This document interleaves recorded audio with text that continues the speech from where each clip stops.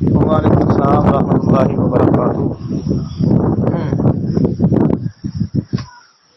بھائی نے لکھا جی کہ جہاد پر جانے کے لیے والدین کی اجازت لینا ضروری ہے، اگر ضروری ہے تو اس پر دلیل لازمی دینا، اور بندہ اگر اجازت نہ لے تو جہاد ہو جائے گا۔ کہتے ہیں اس مسئلے کی ذرا وضاحت کر دیں تاکہ جو اصل بات ہے وہ سامنے آئے۔ محترم بھائی، بات یہ ہے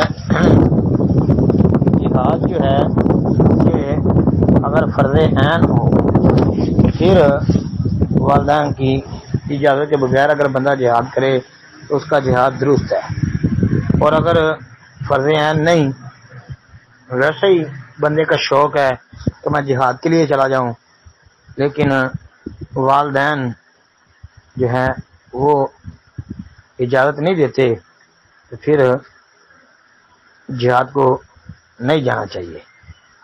دلیل کے لیے وہ حدیث دیکھ لیں، صحیح بخاری، اسی سے اہل علم نے مسئلہ نکالا ہے۔ صحیح بخاری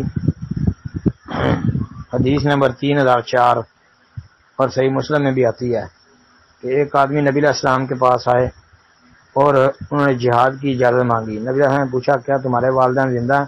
کہا جی ہاں۔ آپ نے فرمایا تم ان کی خدمت میں جہاد کرو، یعنی ان کی عزت احترام، ان کی خدمت کرو، ان کی دیکھ بھال کرو، ان کی ضرورتوں کا خیال کرو۔ السلام علیکم ورحمۃ اللہ وبرکاتہ۔ اسی حدیث سے اہل علم نے کہا ہے کہ جہاد جو ہے والدین کی اجازت کے بغیر نہیں کرنا چاہیے۔